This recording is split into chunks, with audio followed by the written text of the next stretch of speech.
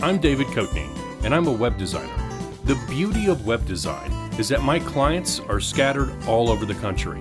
That gives me the ability to live where I want, travel where I want, and do work on the road. Along the way, I like to check out unique places, so I encourage you to join me on these adventures. Everyone knows about mainstream hotels and franchise restaurants, but I want to hit up the truly unique. From weird restaurants and lodging to unusual laws, history, and towns, this is the states you think you know. This week, we're in the state of Colorado. Colorado is known for its breathtaking scenery, historic mining towns, and of course, plenty of skiing opportunities. It has the highest mean altitude of all 50 states, which includes 58 peaks that are over 14,000 feet. There's a lot to see, but we'll begin this week's adventure with a little trip down memory lane. You ready for a totally rad adventure? Well, hop in your DeLorean because we are about to go back to the future. Future's past. The past, yes, we're going back to the past.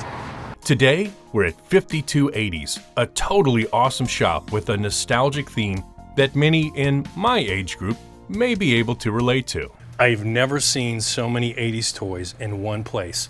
Makes you just want to jump in and play. Kind of reminds me of an episode of Seinfeld. Although, let's be honest, everything reminds me of an episode of Seinfeld. So Dee Dee, what was the inspiration for opening a store like this? We wanted to create a place that was an experience where people could come in and share the things that they had with their kids to show them what they had growing up. Well, this is the era I grew up in, and so it's definitely bringing back memories for me, and it's such an impressive collection you have. How do you go about collecting all these? So we always tell people this shop is a labor of love.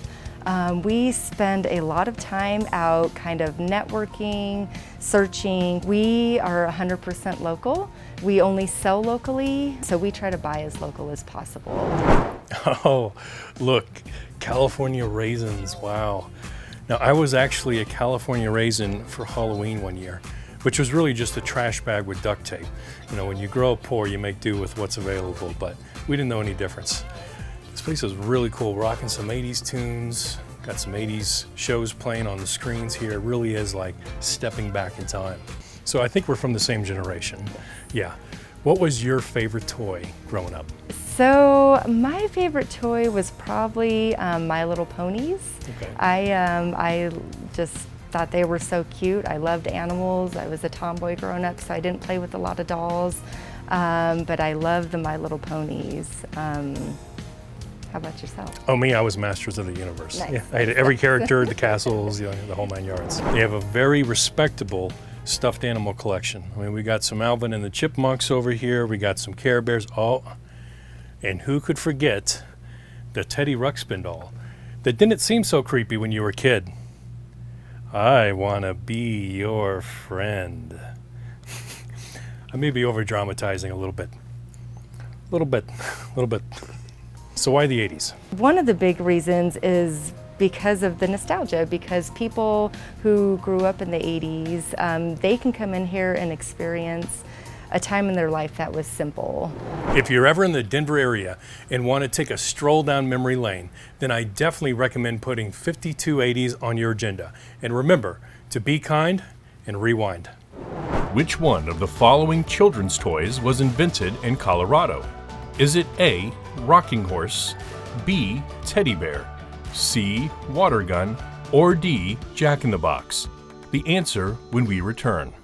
Well, as fun as a trip to the toy store was, I was starting to work up an appetite, so I decided to stop at the Disneyland of Mexican eateries, Casa Bonita. Casa Bonita means beautiful house in Spanish, but at 52,000 square feet, it's more like an entire Mexican village than a mere house. Casa Bonita is a one-of-a-kind, family-friendly restaurant where each room, each section has a different theme. There's a palace, a terrace area, a secret cave hideout, a mine shaft, a rooftop modeled after Puerto Vallarta, and a cliffside inspired by the rock formations found in Acapulco. It's even complete with a stunning waterfall where cliff divers plunge 30 feet into the water below. The origins of Casa Bonita started out in the early 70s. A gentleman by the name of Bill Law started these theme type restaurants, Mexican restaurants. And the original restaurant started in Oklahoma City. Eventually went to Little Rock, Arkansas, and then to Oklahoma, Tulsa, Oklahoma, and eventually to Denver. This is the largest, but it is a Mexican theme restaurant during a festival. What makes Casa Bonita a truly unique experience is the fact that when you come in here multiple times, you always see something different. Another thing that makes it very unique is the fact that all of our shows are actually live actors, so they interact with the customers and make the experience very special. Their serving line is designed to move customers through really quickly, as they can serve up to 1,000 people at once. They've really streamlined the process. Oh wait, what am I doing? Another thing that makes Casa Bonita unique is that they offer free refills, but not just on the drinks, the food. Want another taco? Another enchilada? Raise the flag and help will be on the way. And the waitstaff here is trained to scour the area for raised flags, which means you won't have to wait long for your refill. But what I'm waiting for might be the most popular item here at Casa Bonita, all-you-can-eat sopapillas. Sopapillas are a sweet fried pastry that puff like a pillow when they're cooked, and they're also hollow on the inside, which leaves plenty of room for honey. The types of shows we have are primarily the stage acts right beside the waterfall, and they involve escape gorillas and pirate acts and dive shows. And then we have downstairs, we have magic shows during the weekend, and for the children, puppet shows in our puppet theater. The South Park episode has affected our business significantly.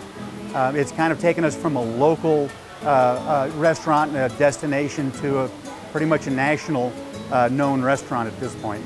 This might be the largest restaurant I've ever been to, and it feels like being transported to a different world. There are tons of nooks and crannies just waiting to be explored. Let's check it out.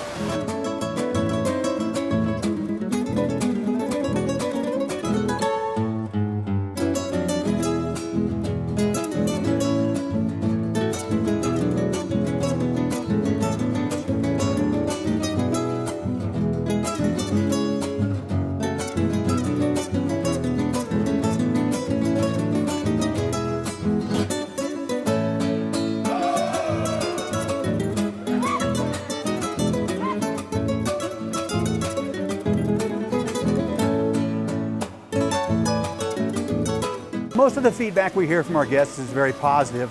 The one common thing that we find now, being here for as long as we have, near 45 years essentially, is the fact that people that came here as kids with their parents have brought their kids now are bringing their kids, so we're dealing with kind of 3 generations of people that come back and really love the restaurant. So, which popular children's toy was invented in Colorado? If you guessed B, teddy bear, you guessed correctly. The first teddy bear was created by employees at the Hotel Colorado in Glenwood Springs in 1903 and given to a famous visitor, Teddy Roosevelt. Every major city in America seems to have an old-timey bookstore somewhere downtown. So coming across something like Williams and Graham booksellers shouldn't seem out of the ordinary. As you walk inside, the first thing you'll notice are, of course, books. But this is no ordinary library. It's a passageway to a world of custom cocktails. You just have to find the way in. Follow me.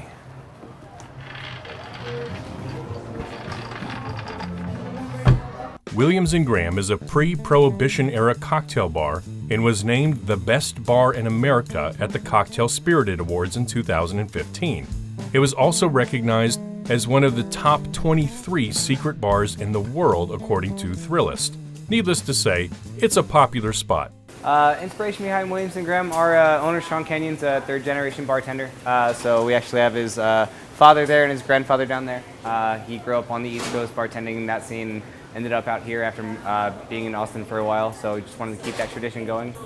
As far as our house cocktails go, we've got our signature list, which changes out seasonally. As far as classics go, we've got a small binder, but there's a million among classics that have been around for hundreds of years. So it's just kind of taking the best and worst of all the things and trying to experience people on everything, but always cater to your taste as well. So just let us know what you like or don't like. We'll help you figure it out.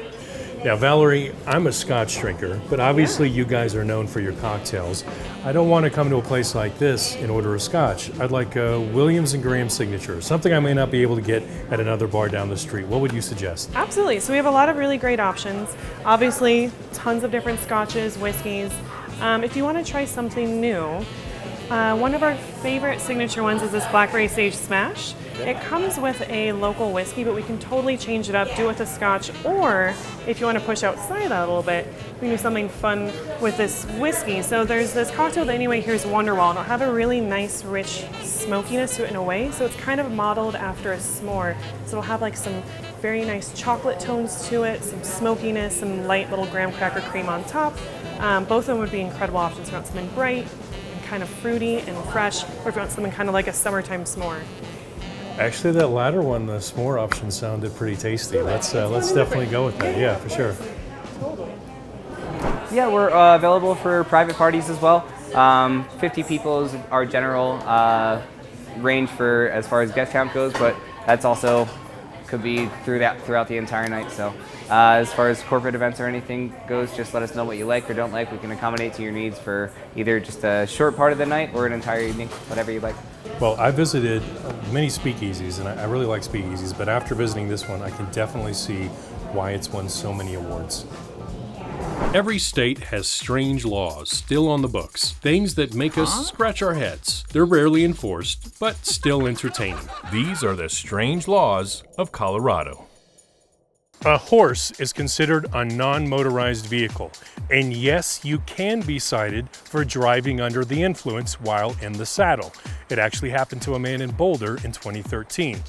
Now, something tells me the more you drink, the better this idea begins to sound. And you may be right. You'll probably do a lot less damage on a horse. Although, you'll probably have trouble honking the horse's mane, so there is that. In Alamosa, throwing missiles at cars is illegal. Now, I actually had to do a little research to make sure this one really was legitimate. And sure enough, I found the full text of the city ordinance. Now, why it's a law, I have absolutely no idea. In Boulder, it is illegal to challenge a police officer, but only until he or she asks you to stop. Now, when I first read this, I was curious as to what you were challenging them to. A fight? A duel? A battle of wits? A hot dog eating contest? In Colorado Springs, it is legal to wear a holstered 6-gun within the city limits, except on Sundays, election days, or holidays. I'm not sure I understand the Sundays. Election days? That one's not actually a bad idea. There are some passionate folks out there. In Aspen, catapults may not be fired at buildings. Seriously, some of y'all been watching too much Lord of the Rings. For my next stop, I headed south to the town of Colorado Springs. Colorado Springs is home to the U.S. Air Force Academy, the National Museum of World War II Aviation, and a couple of Air Force bases. So what better place to have an airplane restaurant?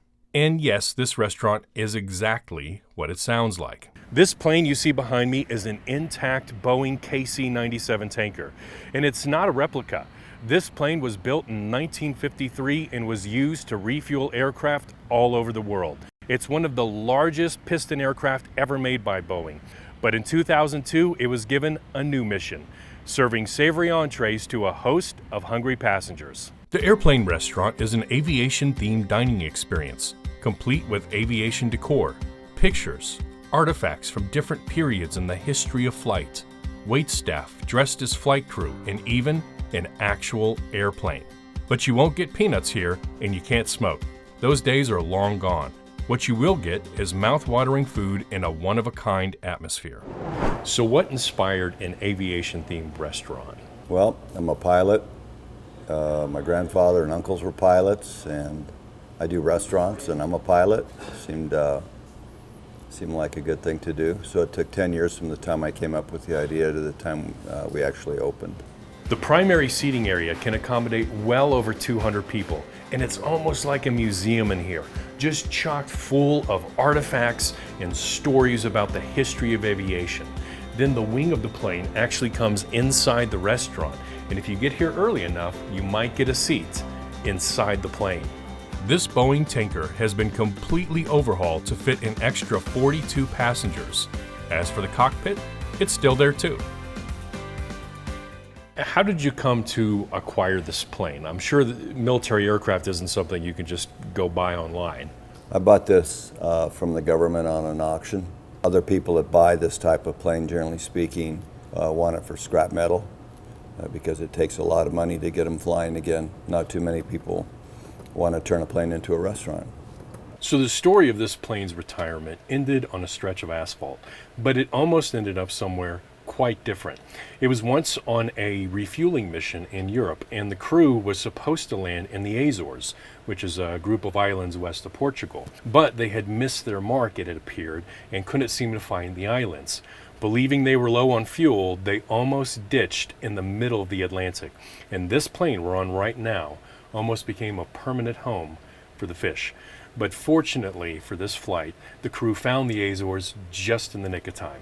Well, enough history. I'm getting hungry. So I'm looking at their appetizers, and they have some tantalizing options on here. But I think I'm going to get started with the barrel rolls. A barrel roll, for those unfamiliar with the term, is a maneuver where the plane rotates on its longitudinal axis. The appetizer sounds almost as exciting. It comes with tender chicken, red pepper, cilantro, pepper jack cheese, and rice with a hint of jalapeno, all wrapped inside a crispy tortilla. Sounds delightful. Can I get you anything? Yeah, barrel rolls, but no cheese. Thanks.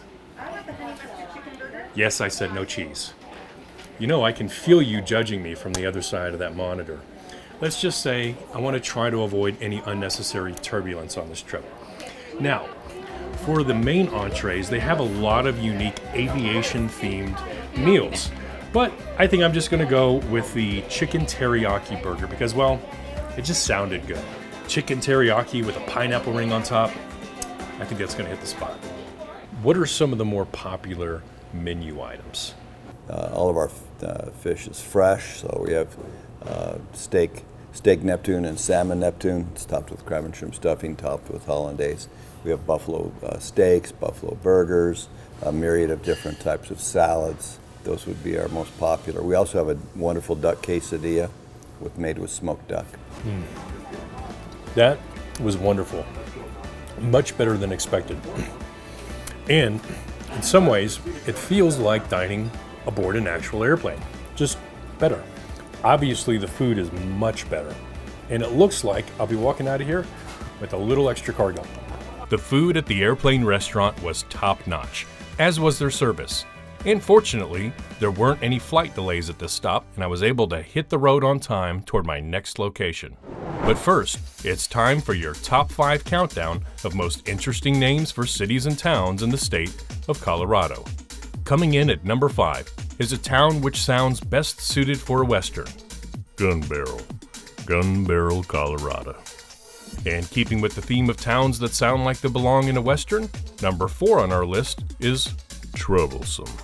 There's trouble in them there hills, and I don't like the looks of it.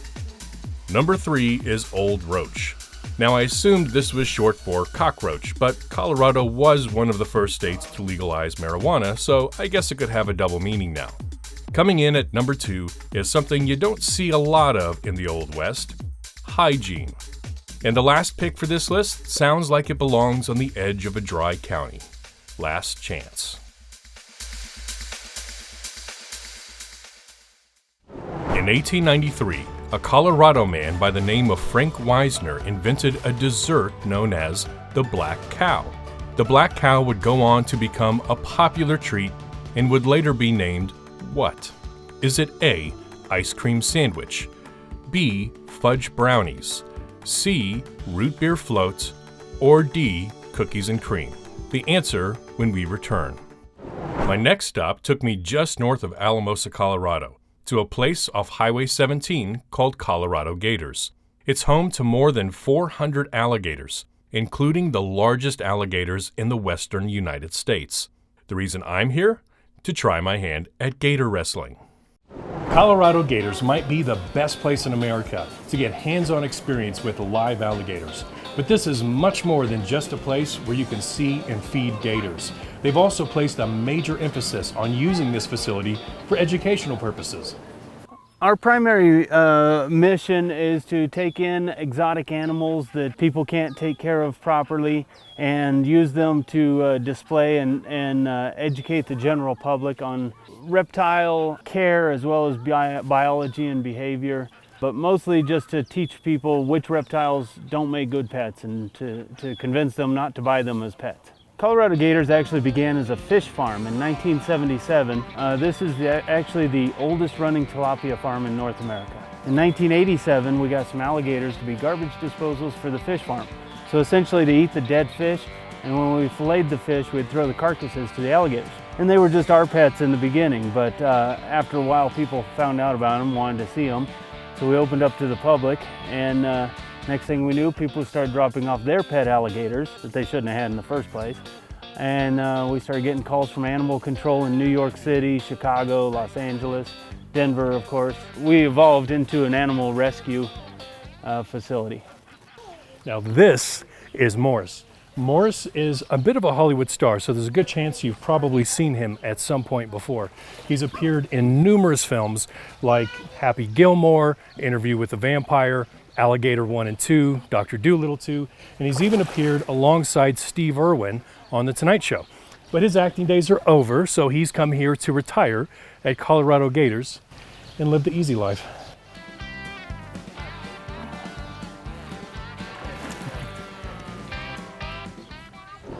It's part of my understanding that one of the reasons for wrestling the Gators is so that you can actually treat them as well, correct? Exactly, yeah. Anywhere you've got more than one alligator, you're gonna have injuries. That's just part of the business. And so we're constantly catching them, medicating these bite marks on their tails, the feet, stuff like that. And most of them just need ointment. Some of them need injections of antibiotics, some of them need stitches. And so the students actually get to help us do our work for the day, basically. Nice. So that's what you're gonna do. You're gonna help us catch and medicate alligators, move them around, stuff like that. Awesome, looking forward to it. So, you ready? Yeah, okay. Yeah, let's do it. Any last words? Well, for any of you who might have been debating whether or not I'm a little bit insane, I'm about to put that debate to rest. All right, so I've got a release form to sign. It says, I, David Coatney, do hereby admit, if I am crazy enough to willingly put my hands on an alligator, I deserve to get bit. Furthermore, I promise not to whine too much if I do get a few bumps and scrapes or even a flesh wound. Why not? All right. Here we go. Who's hurt?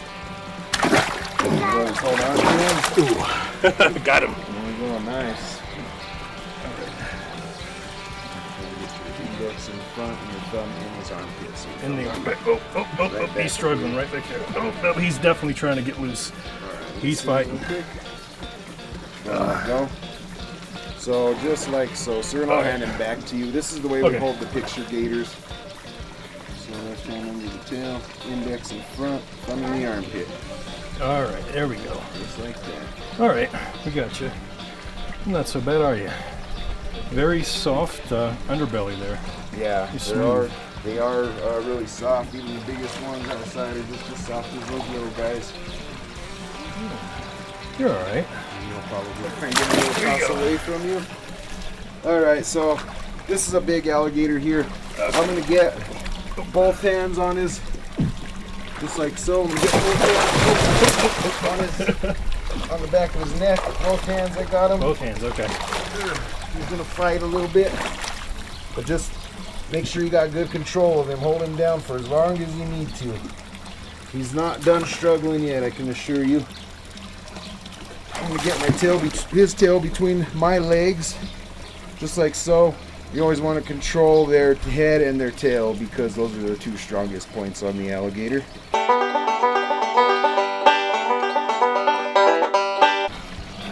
That's a red-eared slider there right next to you. Okay. So, tail on your legs. Nope. He's swarming around. He's wrapping the tail around my legs. There we go. Between your legs. There we go. Oh, he is strong. Like that. Oh, the other one the same way. All right, and then just raise him up. Yeah, hold him with your legs still. Oh, he is a fighter. Hold him with your legs. All right. When you're ready, lift up out all the way and grab his tail as fast as you can. One hand will be holding him. Get that other hand on his tail as soon as possible. There you go. There you go. Holding good and firm. Whew. I feel like I just got a workout. You wouldn't think so, because, you know, judging from the size, I mean, he's a good sized boy, but he's not a full gator. But he is really strong. Very muscular. You're okay. You're starting to calm down now, aren't you? That's one of the Teenage Mutant Ninja Gators, I think. Yeah, we have 4 of them, rescues from LA. He's got some superpowers here. Get that stick out of my way. So I guess I need to stay out of the spin zone then. Well, if he does spin, what I'm going to try to do is turn the opposite direction that he's spinning. If he spins towards me this way, that way, I'm going to spin the other way. Anyways, I'm going to pull real hard and I'm going to jump on his back. 1, 2, 3. I'm squeezing with my legs. And then I'm going to go under his chest here. I'm going to pull back real hard. I'm going to plant a foot too.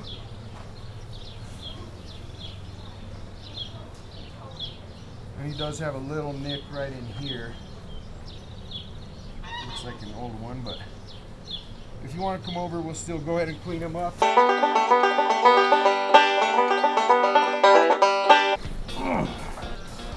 He's stronger than I was expecting. Pull hard. Get him, get him. Pull hard, keep going back. All right. You can walk right away with you. A little alligator this size will walk right away with you. Mind the spin zone. All right, Yep. so when you're ready, just pull and jump. Hands on the back of the neck. Buddy? Oh, I don't know about this. You can do it. Pull, hands on the back of the neck, first thing. Ready? Jump and hands on the back of the neck. Sit down with all your weight. You're not gonna hurt him. Ooh. All right. Good job. All right. So now, you want to try to lift him like I did? So hands underneath him? Yeah, hands right under here, there, behind the armpits. Okay. Other hand behind the armpit. Don't pull by his arms, pull more by his chest. Okay. Oh. Now, pull back hard. Lean back, there you go. Nice. Ooh, that is a workout. And I'm gonna go ahead and get some ointment here so we can doctor him up just a little bit. Just kind of step backwards and back to the side, off to the side. All right, left to right.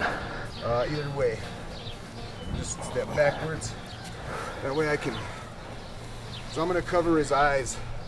That way I can look at him real good. All right, so right here, you see where that scoot's kind of split? Oh yeah. Yeah, just So we're just gonna apply a little ointment there. yeah, just dab it on him. Oh, there we go. So I'm gonna go ahead and take my hands off his eyes and put my hands right to the back of his neck again. I'm gonna push off and step backwards. There he goes. He's like, I'm getting away from you guys. Yeah.